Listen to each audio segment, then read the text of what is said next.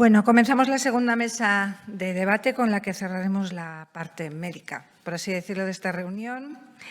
En esta mesa tiene por objetivo principal valorar la importancia de la atención primaria en el diagnóstico del síndrome de las piernas inquietas, moderado por doña Purificación García Titos. Intervendrán en ellas el doctor Kate Albert Fo, el doctor Lorenzo Armentós, el doctor Jesús Sueiro Juste y el doctor Pablo González Uriel.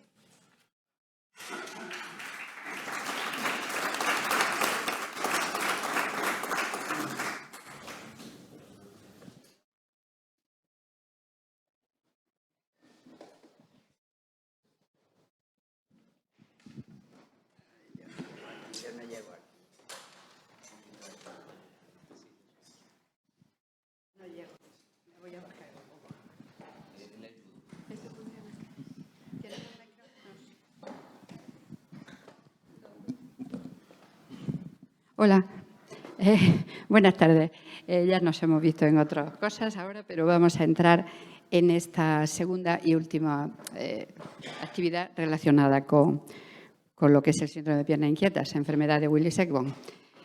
Hemos reunido en este grupo a 4 doctores, 3 de los cuales tienen son médicos de familia, atención primaria, de cabecera, tienen muchos nombres. Yo digo que cuando tienen tantos nombres es porque son muy importantes, porque cada uno los denominamos de una manera y todos nos entendemos.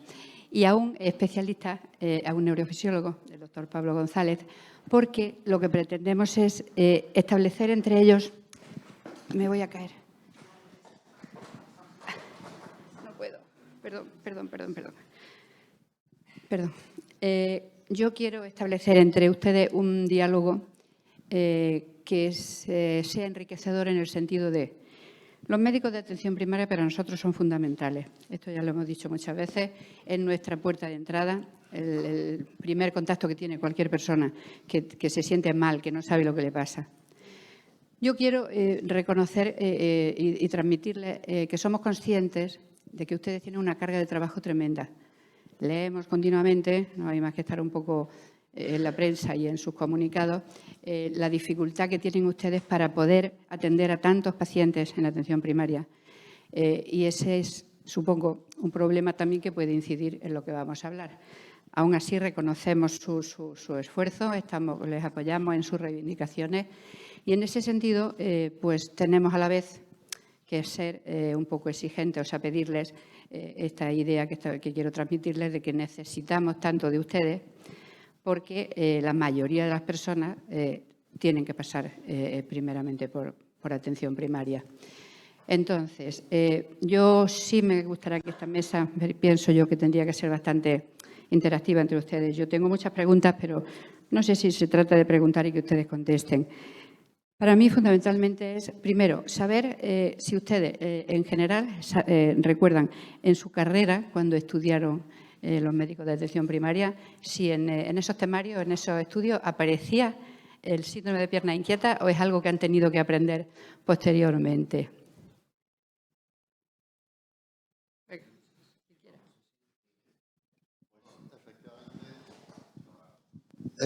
Durante la carrera de medicina, el síndrome de piernas inquietas es un absoluto desconocido, como otras muchas enfermedades. Yo, aparte de ser médico de familia, también soy presidente de una asociación de pacientes de enfermedades raras y hay 8.000 enfermedades raras y, por supuesto, es imposible estudiarlas todas, ¿no? Y claro, esto son labores que vas desarrollando a lo largo de tu ejercicio profesional, y muchas veces por casualidades, ¿no? Porque coincide que conoces a una persona o te suena, o un paciente te cuenta, entonces pues tu interés se focaliza ahí y aprendes. Pero desde luego es una enfermedad que en la carrera no existe. Pues debo de recordar, el síndrome de piernas inquietas, lo que pasa es que, claro, en mi caso particular yo juego de cierta ventaja porque yo hice medicina interna previamente antes de hacer medicina de familia, entonces pues sí recuerdo como parte de los trastornos neurológicos y mucho más en la facultad. Sí es cierto que las nuevas generaciones están hablando de síndrome de piernas inquietas, Pero lo que pasa es que el problema está en que recibimos en la facultad un gabaje de información. Recibimos una gran cantidad entre las enfermedades agudas, las enfermedades crónicas, las enfermedades infecciosas y entre ellas a su vez las enfermedades neurológicas, ¿no? Lo importante es establecer criterios o algoritmos que nos permiten identificar en el momento en que tenemos ese paciente y se nos enciende el bombillo. Es cierto que en la medida en que nosotros repetidamente hacemos el ejercicio mental de repasar ciertas enfermedades, es en la medida en que nosotros en la consulta podamos pensar en ellas. Indudablemente que el médico tiene una capacidad enorme, y lo digo yo siempre a los residentes. Tú crees que no sabes, pero en el contexto en que cuando tú estás valorando a un paciente, te vienen las ideas a la cabeza. Pero eso sí, si lo leíste en alguna oportunidad, ¿no? Y pasa mucho en el contexto urgente también, que al final lo hacemos de forma automática, pero porque lo tenemos aquí y seguimos los protocolos que nos ha establecido el texto, ¿no? Yo creo que en la medida en que les damos las herramientas, no desde que somos especialistas en medicina de familia o especialistas en medicina interna, creo que tenemos que comenzar desde ese estudiante de medicina a fomentar sobre todo enfermedades como el de síndrome de piernas inquietas.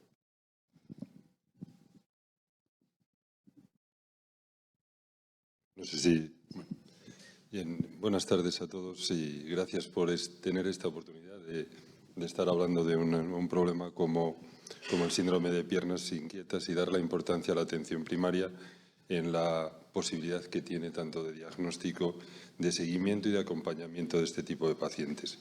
Yo, por desgracia, mi carrera está muy atrás en los años y no recuerdo haber estudiado el síndrome de piernas inquietas, o si lo explicaron, ese día falté a clase. Pero bueno, en realidad sí que lo he visto a lo largo de mi vida. Ser médico es una formación continua y es una cosa que siempre me ha interesado desde que empecé a ver pacientes con esta patología.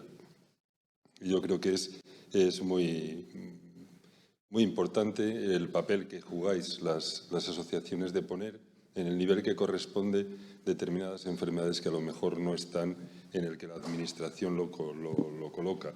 Y es un papel básico el que hacéis. El hecho en sí de estudiarlo o no tiene tanto valor, porque el valor está después en el ejercicio práctico y en el que veas pacientes, sepas identificarlos y sepas cómo acompañarlos. A veces tratarlos o no dependerá de la comunicación que podamos tener, de la disponibilidad o disposición que podamos tener de comunicación con la atención hospitalaria, pero lo importante es reconocerlo. Y en algo que creo que sí que podemos estar de acuerdo respecto al conocimiento de la enfermedad sería en el que todavía se desconoce. Desde atención primaria hay un desconocimiento de la enfermedad en sí. No se utilizan criterios diagnósticos para hacer un diagnóstico específico. Se engloban como trastornos del sueño, que trastornos del sueño también es difícil de diagnosticar. Y cuando hablabas del tiempo, el tiempo que es complicado y que sí que necesitamos ese tiempo para poder diagnosticar, debemos de ir abandonando la palabra de que no tenemos tiempo, que tenemos muchos pacientes. El paciente necesita el tiempo que precise, en el momento que precise y cuando llegue y tenga. Si no tenemos tiempo ese día, la atención primaria tiene otros medios para poderlo hacer y es la accesibilidad. Podemos un día, la semana que viene, la semana siguiente y llegar a diagnósticos importantes y específicos, no en un acto clínico solo, sino en un acto continuado, que es a veces tan importante como hacerlo en ese momento.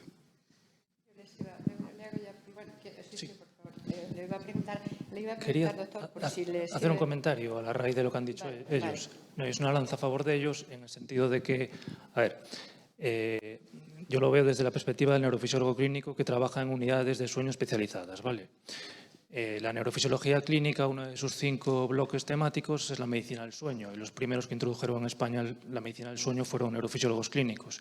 Luego la cosa ha ido evolucionando. Bien, ¿qué sucede? La enfermedad, puedes estar por ahí la coletilla de que en la atención primaria no se me diagnosticó de esto, estuve dando vueltas por varios especialistas, etcétera, etcétera. Testimonios de gente en periódicos de hace 20, 30 años. Vale. Pero sucede una cosa. la enfermedad se caracteriza clínicamente en el año 95, que un grupo internacional establece los criterios diagnósticos. En el año 2011, el Grupo Europeo de Estudio de Síndrome de Piernas Inquietas, con Borrero a la cabeza, sacan un artículo, sacan unas guías de práctica clínica con las recomendaciones para el diagnóstico y tratamiento del síndrome de piernas inquietas en atención primaria. Ese mismo año, la institución Laín Entralgo de la Comunidad de Madrid saca con el Sistema Nacional de Salud una guía de práctica clínica de trastornos del sueño en atención primaria. O sea, y luego en 2013 la Sociedad Española del Sueño y la Sociedad de Neurología sacan una guía buenísima sobre síndrome de piernas inquietas sobre el manejo clínico. ¿A dónde voy? Y en el 14, la SEMERGEN, la Sociedad Vuestra de Médicos de Familia Generales, saca un documento de consenso, una guía de práctica clínica también sobre el manejo del síndrome de piernas inquietas en atención primaria. Es decir, que hay un marco institucional y teórico de sobra, para que ellos, el paciente, el que tiene estos síntomas, pueda confiar en su médico de cabecera o por lo menos acudir a él de entrada. Otra cosa ya es la suerte individual que uno pueda tener, ¿no? Pero existe un marco teórico. Entonces, de alguna manera, la idea es que yo tengo por ahí esas ideas posteriormente, pero el lazo es que estas sociedades a las cuales yo ahora voy a acudir, por supuesto, como la SEMERGEN, aquí tenemos representantes de la SEM, el doctor Armenteros es su vocal nacional, si no me equivoco, y el doctor que es el presidente de la SEM en Galicia. Estas sociedades deberían o podrían poner en conocimiento, activar de alguna manera esas guías de cara a que todos sus médicos lo hagan. Fíjese que nosotros estamos, yo en contacto ahora con estas sociedades, cuando entré de presidenta les pedía que por favor hiciéramos algo. Y el algo para mí era como empezar a pasarles información a estos doctores. Y, sin embargo, si existen todas esas guías, todo ese material, lo que hace falta es simplemente que lo desempolven, que lo saquen de donde esté y que se haga público, igual que se hacen cursos de otras muchas cosas para actualizarles. Bueno, pues entonces ahí tenemos mucho trabajo. Ahora que digan ellos, ustedes lo quieran. Le iba a relacionar, disculpe, doctor, le quería preguntar a usted, desde su punto de vista como especialista, como neurofisiólogo que trata realmente el problema, ¿qué diría a estos otros doctores que están en primera línea en la atención primaria si se encuentran con una persona? O sea, ¿qué deberían hacer? Pero bueno, quizá me lo está contestando. O sea, de si entrada, se encuentran con alguien que dice, es que no puedo dejar las piernas quietas, o sea, con eso ya podrían iniciar a tirar un poco de alguna manera de tener la sospecha diagnóstica y asumir que el tratamiento de entrada forma parte de la medicina de atención primaria. Es la responsabilidad asistencial en ese caso es de medicina de atención primaria. Luego, habrá casos donde el síndrome de piernas inquietas, sea los idiopáticos o que van mal, o los secundarios, a anemias, etcétera, que no respondan bien, ya derivarlos, etcétera. Bueno, en estas guías se establecen bien los criterios de derivación, cuando hay fracaso terapéutico, el fenómeno de augmentation, complicaciones por el tratamiento, etcétera. Y sobre todo no tener miedo a la hora de pedir interconsultas, en el sentido de si hay que derivarlo, el paciente es el centro de todo el proceso. Si necesita ser derivado, se deriva y fuera. Se vuelve a revalorar y se somete a pruebas diagnósticas, nada más. No tiene mayor... Es decir, a perder ese miedo, a asumir esa responsabilidad y derivar cuando toque. Simplemente eso. Vale. Yo creo que el problema está quizá el problema sea más bien en interiorizarlo en la práctica clínica determinadas patologías, como puede ser el síndrome de piernas inquietas, que ante una situación concreta puedas orientarlo a ese diagnóstico. Entonces, las guías, y como bien decías, existen, herramientas existen. Ponerlas en práctica es lo más difícil.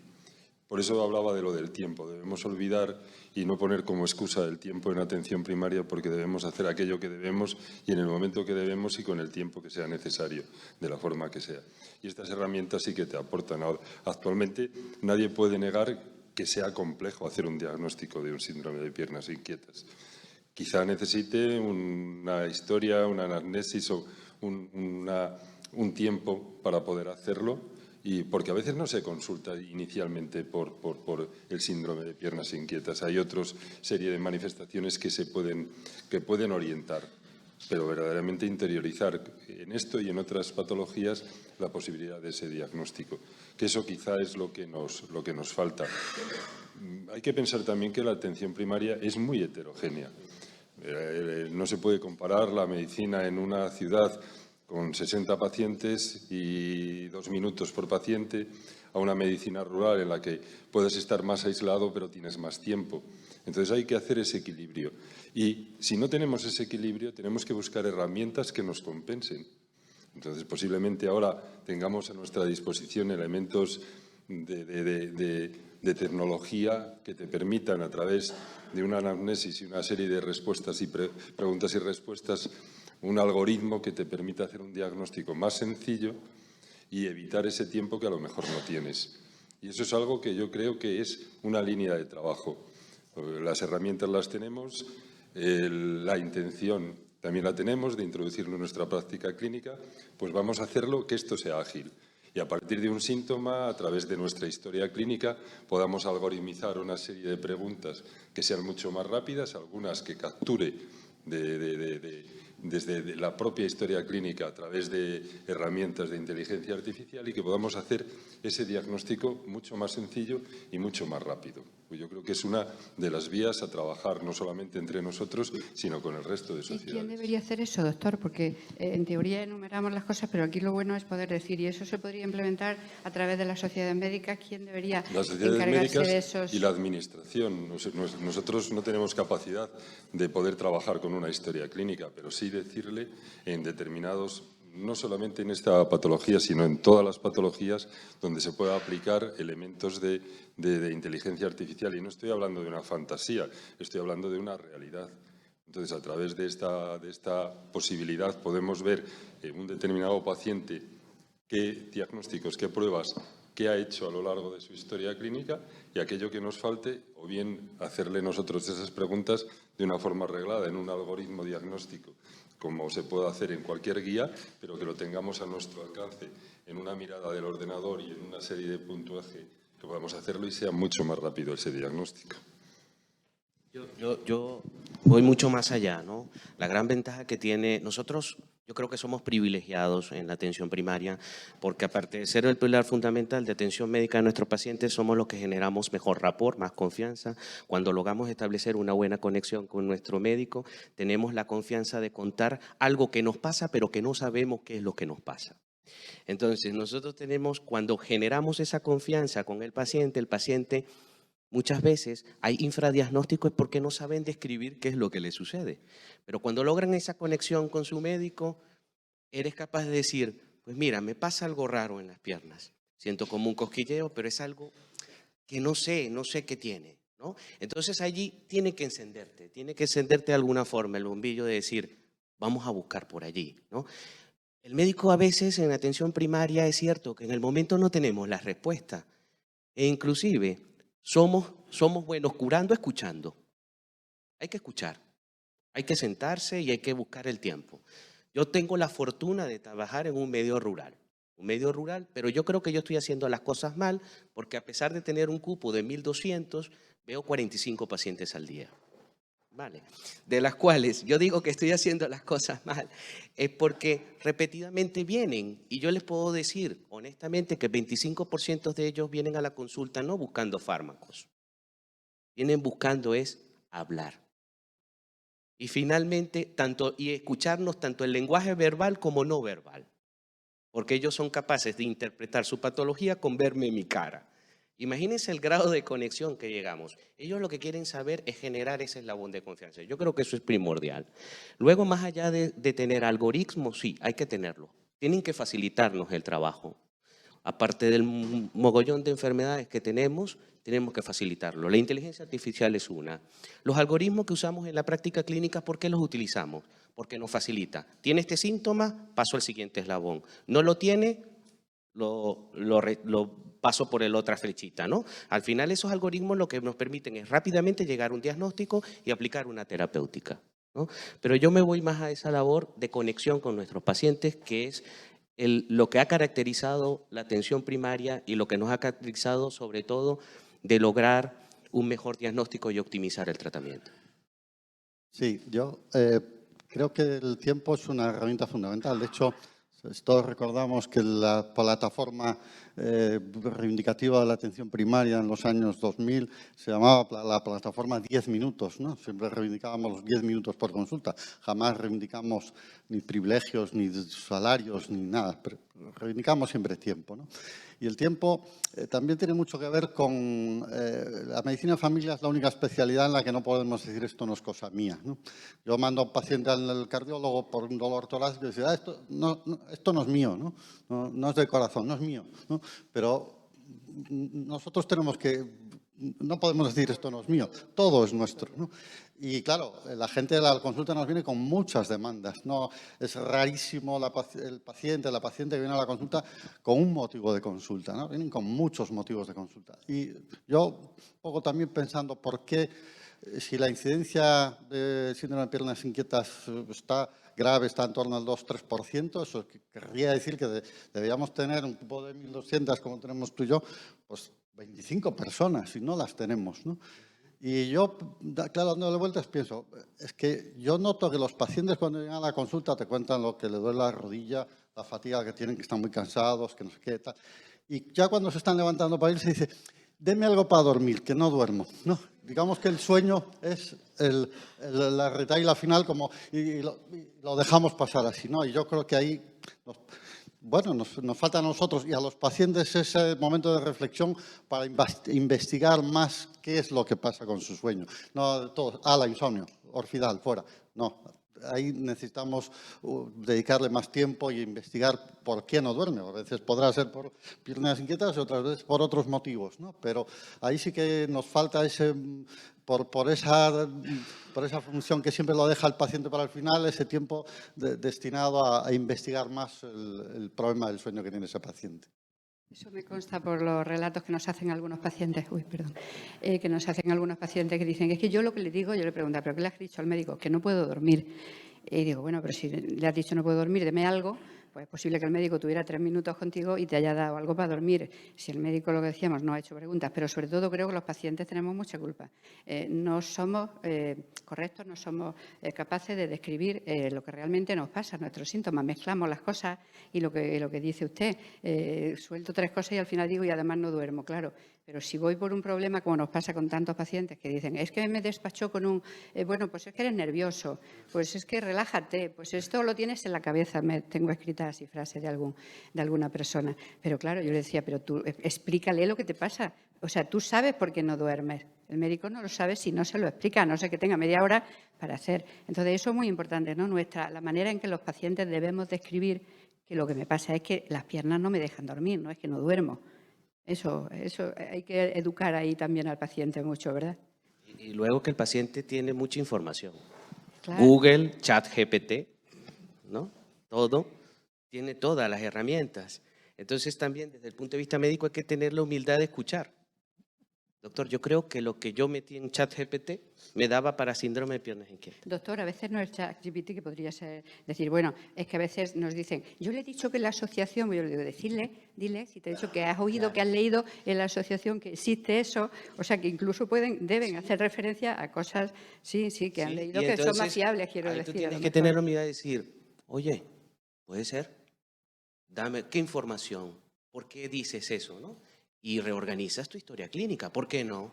Hay veces que no nos viene a la cabeza, pero el paciente es nuestro mejor baúl de información. El diagnóstico está allí. Ya dependemos de nosotros, tipo Sherlock Holmes, de buscar ese diagnóstico, ¿no? Tiempo, sí, lo necesitamos, indudablemente. Claro. Coincido con mis compañeros. Sí. Pero hay que buscar alternativas. Es correcto, sí, al tiempo. Y el doctor González podría indicarles, qué tiempo, qué deberían hacer ellos realmente para diagnosticar lo que necesitan pruebas, necesitan o pueden con una clínica. Estoy de acuerdo con lo que se ha dicho, pero hay una pequeña matización. Y es, yo también cuando empecé en esto al principio pensaba de esa manera, pero luego de hacer tanto estudio del sueño, tanta polisonografía, estar en unidades del sueño,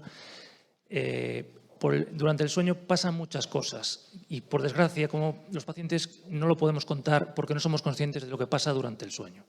O sea, por poner un ejemplo, la caracterización más frecuente que hay en los pacientes que tienen síndrome de piernas inquietas son los movimientos periódicos de las piernas. ¿Vale? Estos movimientos repetitivos, continuos, la flexión-extensión de un tobillo, de una rodilla, etc. Eso es lo que se monitoriza de noche. Eso te lo puede contar el compañero de cama, si lo tiene, y si no, pues nada. por poner un ejemplo, ¿no?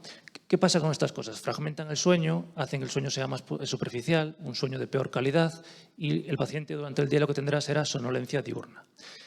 Por eso que la anamnesis, por desgracia, en el sueño solo no llega. Sucede lo mismo, por ejemplo, hay tipos de epilepsias. En las epilepsias frontales, la actividad epileptógena en los lóbulos frontales de noche es enorme. O sea, y claro, no te va a contar crisis de noche porque está durmiendo. Entonces, por desgracia, el sueño es un pelín más complejo. Sí que tiene que apoyarse con este tipo de pruebas funcionales, pero bueno, la clave de todo, siempre el inicio de todo es la buena anamnesis, la buena historia clínica, y eso pasa empezando por el primer estadio, que es la atención primaria. Claro. Es un diagnóstico eminentemente clínico inicialmente. Entonces hay que tener esas herramientas y yo como, no sé, para dar una propuesta a una jornada como esta, propondría eso, que vamos a buscar ese ahorro de tiempo y esos medios que nos permitan trabajar mejor. Hablaba contigo antes de que decíais que vais a sacar una guía, siempre la sacáis muy bien y muy buenas y es necesaria porque las guías más modernas, estamos hablando del 2014. Yo te propondría la posibilidad de que trabajemos o que trabajéis con otras sociedades, pero con un paso adelante e integréis esos elementos de inteligencia artificial, no porque esté de moda, sino porque verdaderamente pueda ser efectivo y que podamos aplicarlo de una forma mucho más rápida. Esos algoritmos que van a ir marcados en ese papel o en ese protocolo o ese trabajo que se haga, que vayamos un poquito más adelante, que podamos trabajar en ese sentido, que trabajéis con otras sociedades, que vayamos a aplicarla. Y si esa guía va dirigida para atención primaria, pues que trabajéis también con atención primaria para que podamos hacerlo. Os propondría eso, si os parece bien, y desde luego nuestra colaboración la vais a tener. Y una colaboración en ese y en todos los sentidos, porque yo creo que el trabajo ahora de una sociedad aislada se ha quedado un poco antiguo y es que hay que trabajar entre todos. Y una enfermedad como esta es una enfermedad que necesita diferentes profesionales para que verdaderamente sea efectiva. Y no solamente propondría esto como un acuerdo o algo que pudiera sacar de esta reunión, sino que cambiemos el modelo de asistencia. El modelo de asistencia, a lo largo de la tarde, he oído varias veces la palabra derivación. Se deriva, o criterios de derivación, y existe ese criterio de derivación. Es algo que me rechina, la palabra derivar. Derivar significa enviar a alguien a otro lugar que se pueden quedar con él o que no te lo devuelven o que no tienes otro contacto. Yo creo que debemos caminar hacia un paso adelante, hacia un modelo de asistencia más compartida, en la que podamos ahorrar tiempo y que sea mucho más eficaz. Porque en un acto clínico común, con neurología, con psiquiatría, con neurofisiología, podemos adelantar mucho. Podemos tener la misma consulta con paciente sin paciente, pero adelantar mucho más y hablar de una determinada patología o un determinado paciente. Y caminemos también a eso. Desde la sociedad en la que estamos, Albert y yo, trabajamos en ese sentido, en trabajar en elementos de asistencia compartida y en ahorro de tiempo en la medida que podamos aplicar la tecnología. Y a todos los que estáis aquí de otras especialidades, os ofertamos nuestra posibilidad para trabajar con piernas inquietas o para trabajar con cualquier otra cosa.